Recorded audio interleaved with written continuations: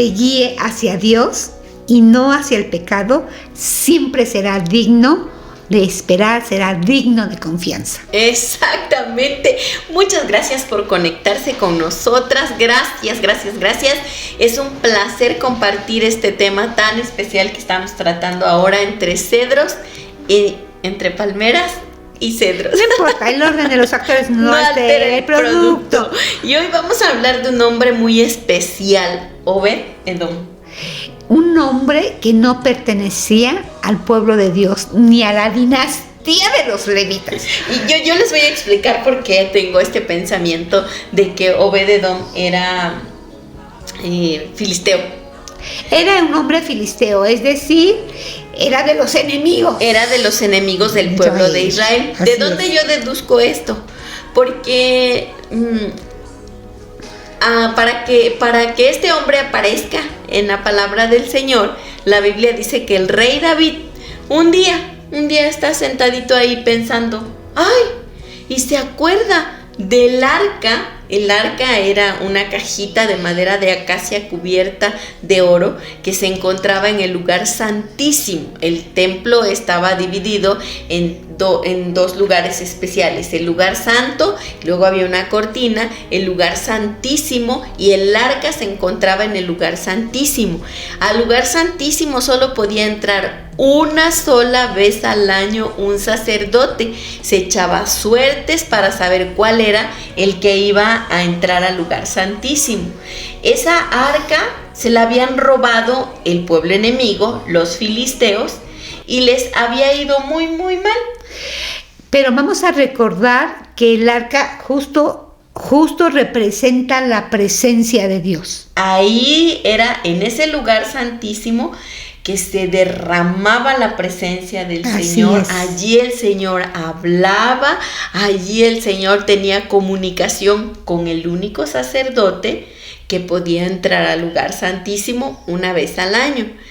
En una batalla al pueblo de Israel se le hace muy fácil tomar el arca, llevársela a la batalla porque estaban perdiendo, y resulta que pierden la batalla porque ellos se estaban portando mal, y los filisteos el pueblo enemigo se lleva el arca. Cuando el arca está en el pueblo enemigo, solo les va como en feria. La meten al templo de su dios Dagón, que era un hombre pescado, así más o menos, ¿no? Ajá. Tenía cuerpo de pescado y cara de hombre. Y la palabra del Señor nos enseña que a la mañana siguiente de que pusieron el arca en el mismo lugar donde estaba Dagón, Dagón amaneció postrado delante del arca. O sea, no solo representaba, era de alguna manera la misma presencia de Dios, y no se puede tomar como un amuleto, ¿no? No, por eso es que el pueblo lo quiso llevar como un amuleto a la pelea. Pero no es, y yo sí quiero hacer como un alto, porque muchas personas tienen la Biblia en su casa como un amuleto. O sea, porque para que no entren los malos espíritus. Sí, la tienen abierta en el Salmo 91. Y nunca la leen, nunca la estudian, pero ahí la tienen, ¿no? Y así no funciona. Así no funciona. La Biblia es para creerla y para vivirla. La presencia de Dios es una compañía. Y justamente ayer yo platicando con Adán, con mi hijo, nada más así como algo que se me ha quedado grabado, y ya lo mencionamos en otro capítulo, en otro episodio, de cómo el Señor Jesús dice: llevad mi yugo, porque mi yugo es fácil, y ligera mi carga. Pero el yugo es el instrumento, ¿no? Donde que va, une a dos bueyes. Pero en este caso dice: lleva mi yugo. Entonces va de un lado el Señor, y del otro lado le digo: ¿quién va? Y dice: pues la res. Le digo: ¿pero quién es la res? Dice: pues yo. Exactamente, ¿no? Y entonces, Señor, no me permitas caminar separada de ti. No podemos tomar actitudes como los filisteos, ¿no? Como si fueran amuletos de buena suerte. No lo son. La presencia de Dios es real, es viva.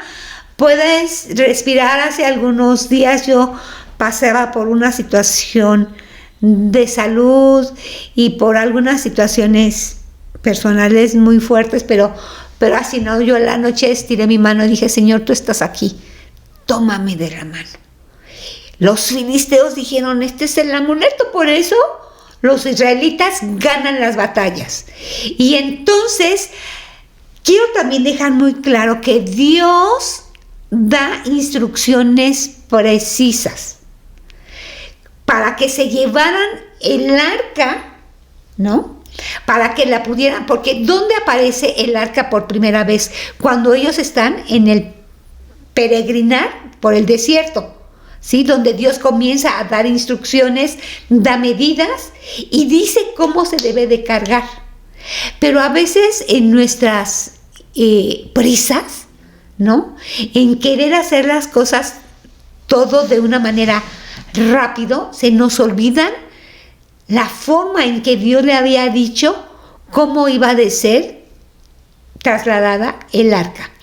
David manda a que vayan sí, los solo déjame terminar de decirles, les va mal a los filisteos. Muy mal. Porque el arca no es un amuleto.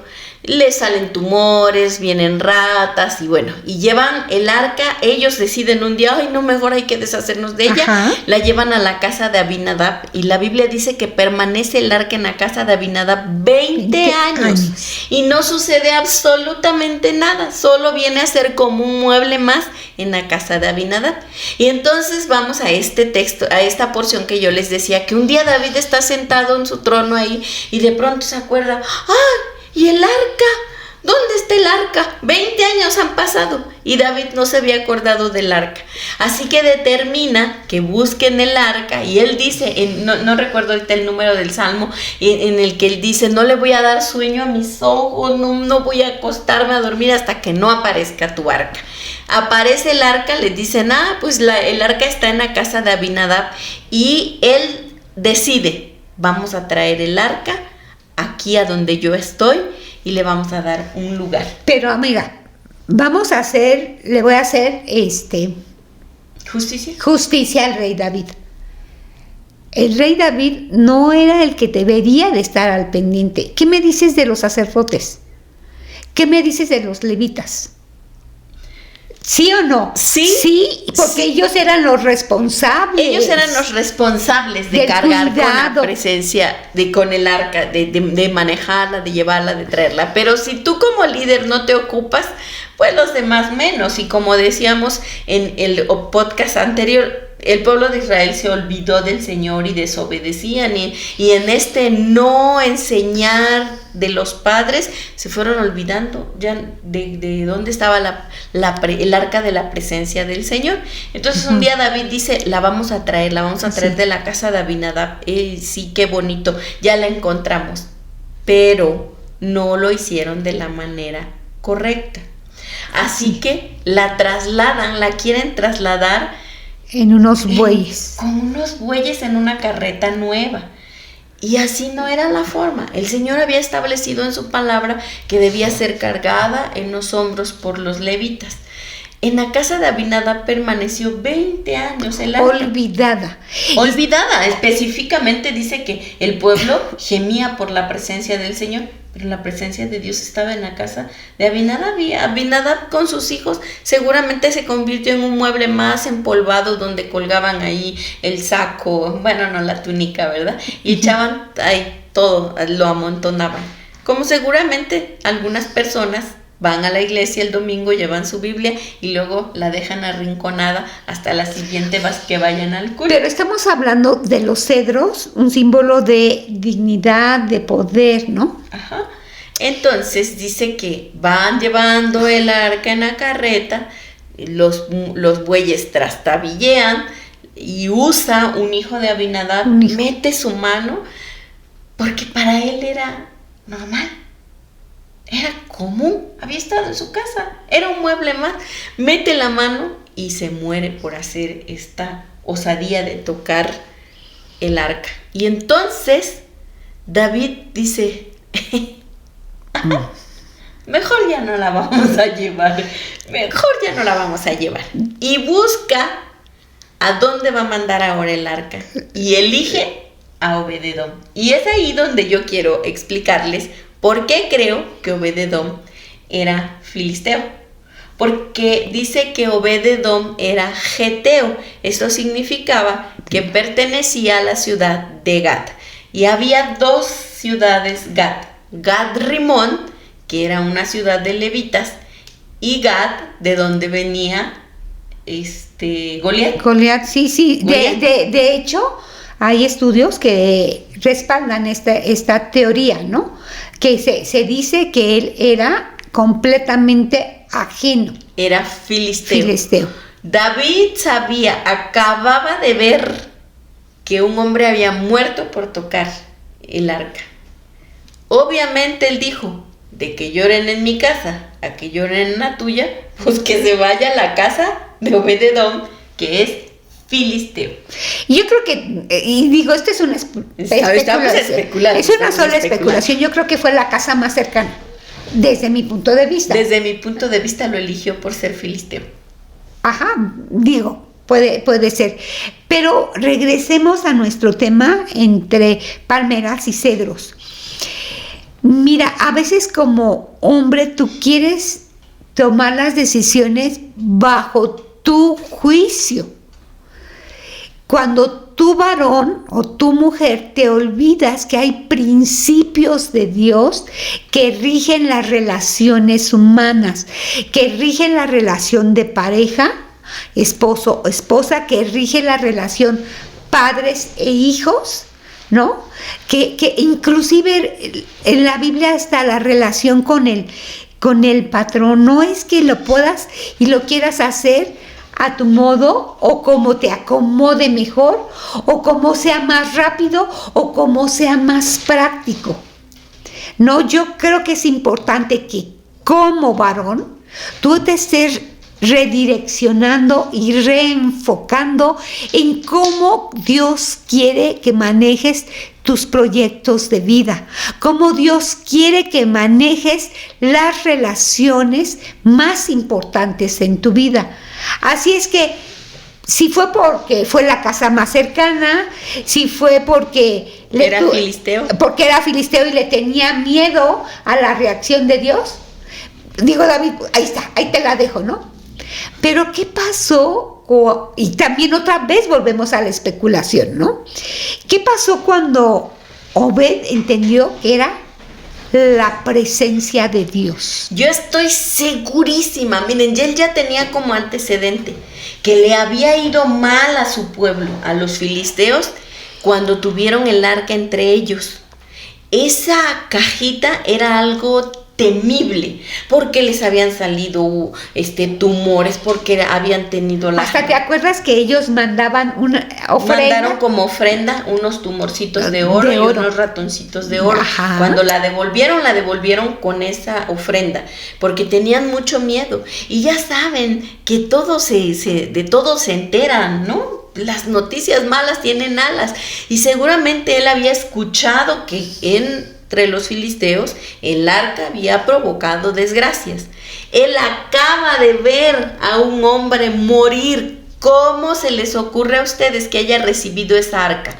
Con toda la reverencia del mundo. Así es. Con todo el respeto del mundo. Seguramente cuando David dijo, se va a la casa de Obed-edom, él le ha de haber dicho a su esposa y a sus hijos, con cuidado, no la toquen. No quiero que toquen esa arca. Y se le va a dar un lugar especial en esta casa. No sé, y ahorita justamente estamos entrando en el terreno de la especulación, porque la Biblia no nos dice, pero no sé si él en su forma, en modo de mostrar respeto y reverencia, a lo mejor ponía algún incienso. No lo sé. Yo creo que le dio un lugar especial. Claro que le dio un lugar. Yo creo que habló con sus hijos y su esposa y les dijo, esto no se toca, esto se respeta. ¿De dónde especulamos que hubo respeto y reverencia por la presencia de Dios? Bien. Porque la palabra del Señor dice que 3 meses estuvo el arca de la presencia del Señor en la casa de Obed-edom, y dice que Dios lo bendijo en todo. Y aquí es una de las enseñanzas que queremos dirigir hacia los cedros, también hacia las palmeras, también nos queda a mí, hacia nosotras, hacia las mujeres, la responsabilidad de Obed-Edom en cuanto al cuidado y el trato hacia el arca. Pero aquí que lo que me parece más relevante, el temor a Jehová. ¿Y qué dice la Biblia con respecto al temor a Jehová? Dice, es manantial de vida para apartarse de los lazos de la muerte. Quiero decirte otro, que es el temor al Señor. No es tenerle miedo, sino tenerle reverencia. Dice, es aborrecer el mal. El temor de Dios es aborrecer el mal. Un Salmos 97:10 dice, los que aman a Dios aborrecen el mal. Entonces, fíjense bien cómo el hombre, no sé qué habrá sacado, qué habrá limpiado en su casa, pero dijo, esto es muy especial. Y yo creo que hoy por hoy, todas las personas, seamos mujeres o hombres o mujeres, debemos de tener este respeto, esta reverencia y este amor a Dios. Yo tengo una predicación que llamé Amor por la presencia de Dios y es justamente sobre el tema de Obed-Edom.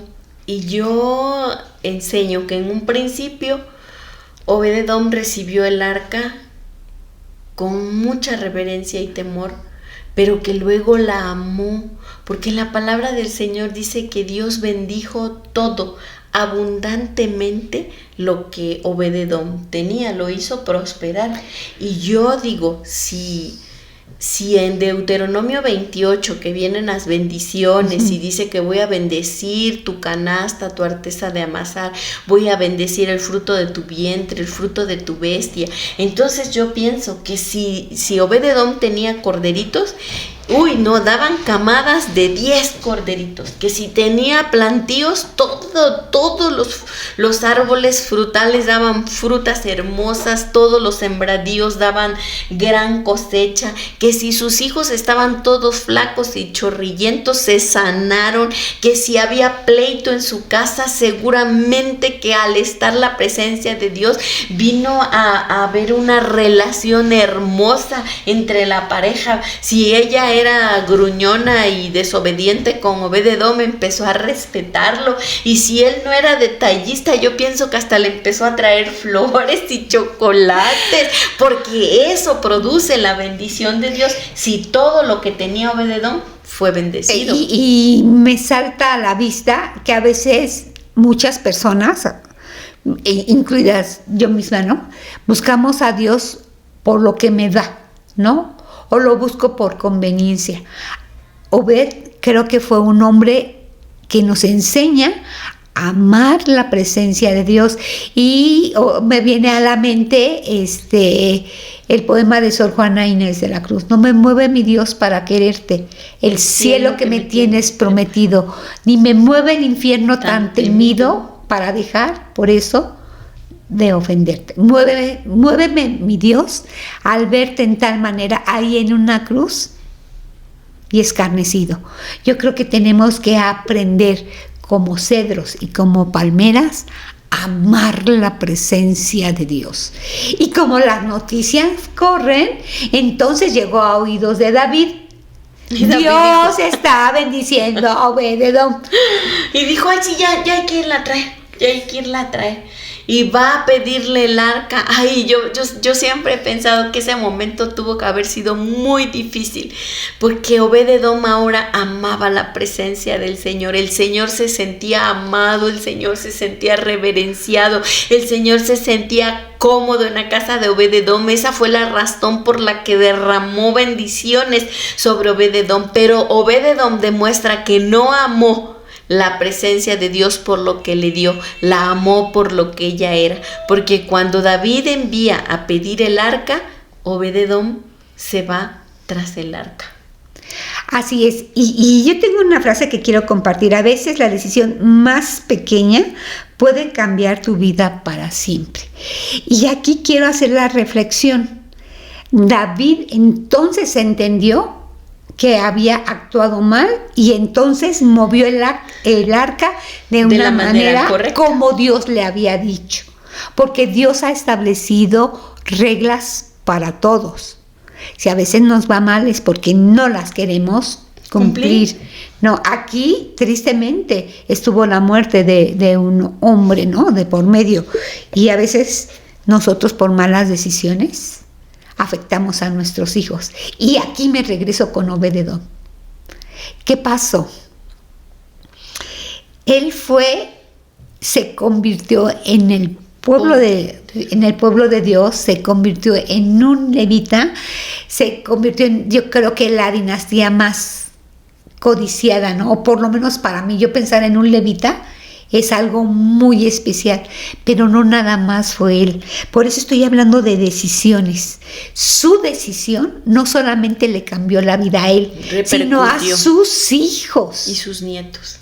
Imagínense. Sí, sus hijos y sus nietos terminaron sirviendo al Señor como porteros. Así se fueron es. Tras la presencia del Señor porque la amaron. Y varones, queremos animarles, mujeres, queremos animarles a amar la presencia del Señor como la amó Obed-edom y su familia, de manera que se fueron como porteros. Dice que fueron hombres, todos sus familiares, dice sus parientes, fueron también hombres muy capaces. Tuvo hijos muy capaces que obtuvieron posiciones de gran autoridad. Eso fue como consecuencia de una decisión que él tomó. Recibir la presencia del Señor en su casa no le fue una opción, le fue una obligación impuesta. Le fue impuesta por el rey. Por el rey. Pero él pudo haber tenido la actitud de Abinadab. Pues sí, chido, háganle un espacio ahí en la esquina, ahí déjenla. Y usarla como un lugar para tirar cosas, ¿no? Ya ves que llegamos a una silla y ahí ponemos la bolsa, el paraguas, el suéter que traemos, hasta que se va acumulando de cosas. ¿Pudiera él haber tenido esa misma actitud? La actitud de Abinadab. El arca esa, la cosa esa, ¿no? Ahí déjenla. Pero le dio un lugar importante y amó la presencia de Dios y enseñó a sus hijos y a su familia a amar la presencia del Señor, de manera que cuando el arca se va, porque David viene por ella, él se va tras el arca. Y vemos en capítulos más adelante que sus hijos y sus nietos sirven al Señor en el templo. Un hombre que ni siquiera era del pueblo del Señor, y él dice: no pido más, me voy como portero. Así como dice David, escogería 1000 veces estar a la puerta de los atrios de Jehová que habitar en las moradas de maldad. Sin duda que Obed-edom se constituye en un cedro. ¿Qué le podemos aprender a él? La responsabilidad que mostró para la presencia de Dios, el temor a Jehová que mostró en todo momento, que decidió servir a Dios con alegría y enseñarlo así a sus hijos. ¿Sabes? Personalmente ha sido muy bendecido este tema, porque a veces creemos que solamente las mujeres de la Biblia nos pueden enseñar, y no es así. A veces andamos buscando hombres perfectos, aún en la misma Biblia, y no los hay. Pero hay hombres íntegros, hay hombres decididos a amar a Dios por sobre todas las cosas. Ojalá que tú decidas igualmente buscar a Dios, amarlo. En Él, vuelvo a insistir, como les dije en el episodio anterior, tu verdadera identidad de un varón esforzado y valiente está en Dios. Tenemos mucho que aprenderle a Obed-edom. Está en tus manos. ¿Decides aprender o decides olvidar? Sabemos que este tema es muy importante para muchas personas. Hay hombres y mujeres que lo necesitan. Nos encantaría que lo pudieras compartir. Amen la presencia del Señor. Es magnífica, es maravillosa. Siempre pienso que los más bendecidos al bendecir a Dios somos nosotros. Somos nosotros. Y una prueba es Obed-Edom. Él se determinó a amar la presencia del Señor, hacerla sentir cómoda en su casa. Y vinieron como consecuencia bendiciones a su vida, a su familia, a sus hijos, a sus nietos. Amen la presencia de Dios, varones. Amen la presencia de Dios, mujeres. Que el Señor en sus hogares se sienta cómodo, se sienta feliz, se sienta importante, se sienta amado. Los hombres pueden traer bendición a sus casas amando la presencia de Dios. Toma decisiones hoy que bendigan y trasciendan para la eternidad a tus hijos. Comparte este contenido y juntos hagamos un plantío de palmeras. Que Dios les bendiga.